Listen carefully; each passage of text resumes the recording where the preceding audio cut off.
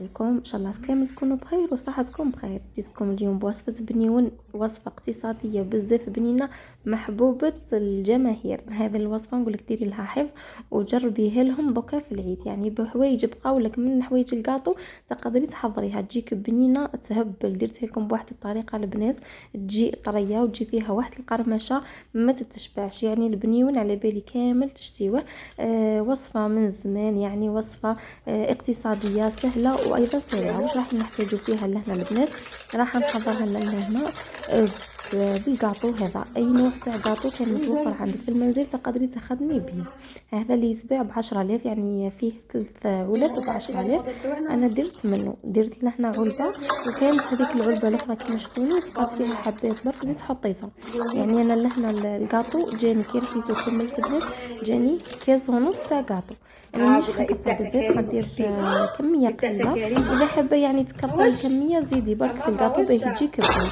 هذا مكان ويجيك تاني بزاف. انا رحيت الكاطو مليح، رحيت الاشوار ولا رحيت الاسانسيال الكاطو ترحيه مليح مليح حتى يولي لك بودر. والله ديري سيكونس راح نحط البنات. بديت لهنا بالكاطو، شوفوا كيفاه رحيتو، قلت لكم يولي لكم بودر هذاك الكاطو. رحيوه مليح. درت لهنا كاس ونص، انا كيلت بهذا البول البنات كيلي باي كاس انت حابه.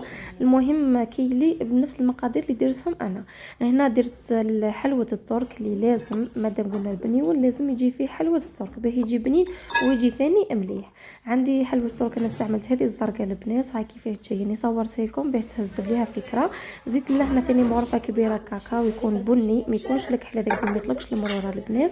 وزيت لها لهنا الصوفيا كراميل، هذه درت مغرفه تكون معمره مليح. والمرجان هذيك البنات كريمه البندق المحمصه خليتها نديرها في الحشو، يعني نحشي بها الحبات تاع البنيون من داخل. هذا مكان يعني ما فيهاش حوايج بزاف ويجي بنينه تهبل. لهنا زيت لها البنات ثاني كاس يكون معمر مليح، كاوكاو يكون محمص ومرحي. تحبي ديري جوز، تحبي ديري كاوكاو، تحبي ديري لوز، كيما حبيتي نتيا. واش كان متوفر عندك تقدري ديريه. زيت لها لهنا البنات الشيكولا، انا استعملت الشيكولا هذه ذوبت على حمام مائي وزيت لها شويه تاع الزيت. هذا مكان يعني باه تطلق روحها. تقدري يعني تخليها كيما راهي ذوبيها طول وتخدمي بها كيما تقدري زيدي لها الزيت. انا درت لها شويه زيت هكذا باه تكفيني وتجيني يعني الحشو يجيني مليح، يعني يكون متماسك كامل كيف كيف. هنا تلميها غير بالشيكولا باه تجيك بنينه وتجيك مليحه. والقرمشه هذيك البنات تاع الكاوكاو هذيك من بعد كي تكونوا تاكلوا فيها تحسوا بها واحد البنه هايله. يعني البنه تاع البنيون يا البنات وحدها، يعني وصفه رائعه جدا. كما قلت لكم يعني بحوايج بقاو لكم تاع الكاطو تقدري تخدميه بها. هنا حاولوا انكم تلموها مليح هكذا. اذا ما كفاتكمش الشيكولا زيدوا شويه ذوبوها كيف كيف وحطوها. المهم ذوبيها وتخدمي بها باه تلم لك العجينه مليح هذيك تاع البنيون. وشوفوا لهنا القوام البنات كيفاه تحصلت عليه. انا زدت لها شويه شيكولا البنات حتى قدرت نلمها هكذا. يعني الكميه ديك اللي حطيتها زدت عليها حوالي 3 ملاعق كبار تاع الشيكولا. هنا كريمه البندق المحمصه ديك تاع المرجل البنات راح نديرها في الوسط. هنا جبت الحبه كيما راكم تشوفوا تشكلوها كويرات. نحط كريمه البندق هذه في النص هكذا وتخدموا يعني وتلموا الحبات تاعكم. تحبوا تضيفوا لها حبه لوز من داخل، تحبوا تضيفوا لها البندق كيما حبيتوا. تقدروا تخليوها هكذا كيما قلت لكم اقتصاديه وتجيكم بنينه هايله. هنا يعني الحبه حاولوا انكم تغطيوها مليح البنات هكذا بالطريقه هذه باه الحشو هذاك ما يخرج لكمش من النص. زيري هكذا شويه بين يديك وشكليها كويرات. هذا مكان حاجه سهله اقتصاديه كما قلت لكم وثم توجد لك، يعني ما تطيبي ما تكسري راسك. بنيون يعني حاجه راهي سهله جدا. هنا البنات كملت شكل الكويرات هذو كامل كيما راكم تشوفوا بالطريقه هذه. ديروا سنيوه هكذا باه تسهل عليكم الخدمه، يعني تحطوا هكذا طول تخدموهم.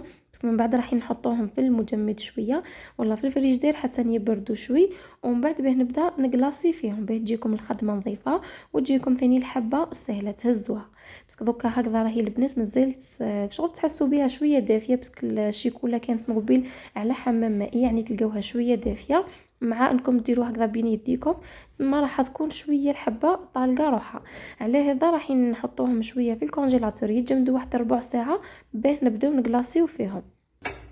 هنا بعد ما جمدوا لي الحبات وجدت لهنا ثاني كميه من الشيكولا البنات، ذوبتها على حمام مائي، زيت لها شويه زيت فقط، وضفت لها لهنا كاوكاو يكون مرحي. الكاوكاو هذا البنات ما ترحيوش بزاف باش تجيكم مليحه وتجيكم الحبه بنينه، يعني من بعد كي تكونوا تاكلوا فيها تحسوا بهذيك القرمشه تاع الكاوكاو. مالغري البنات الكاوكاو مش راح يبان الذوق تاعو مع الشيكولا لهنا. انا يعني البنات راني كثرت شويه لهنا الكاوكاو، وانتي حطي كيما حبيتي. هنا راني زدت لها شويه زيت هكذا باسكو لقيتها جمدت لي بزاف كي حطيت لها الكاوكاو، على هذا عاودت زدت لها هكذا عادي. شوفوا البنات كي تلقاو الشيكولا جمدت لكم مع الكاوكاو لهنا زيدوا لها شويه زيت فقط، راح تجيكم سهله، وثاني تزيد تعاود تطلق عادي. انا الكميه هذه البنات اللي درتها تاع البنيون درت لي 30 حبه قد 30 حبه تاع بنيون. الحبه ما درتهاش كبيره بزاف كيما راكم تشوفوا، وثاني ماهيش صغيره، يعني حبه تكون مقدره مليحه برك. والشيكولا هذه يعني كفاتني.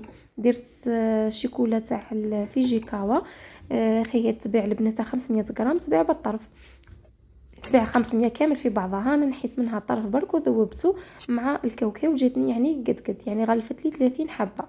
ها كيما راكم تشوفوا.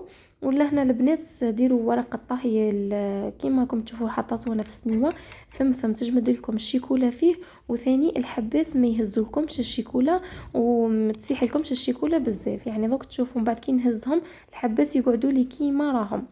بالنسبه للديكور من فوق راح ندير الجوز، تقدري تخليهم هكذا سامبل، تقدري تركبي لهم التيكي البنات هذوك اللي يتباعوا من برا اللي راهم مكتوبين فيهم فيري روشي ولا رافايلو.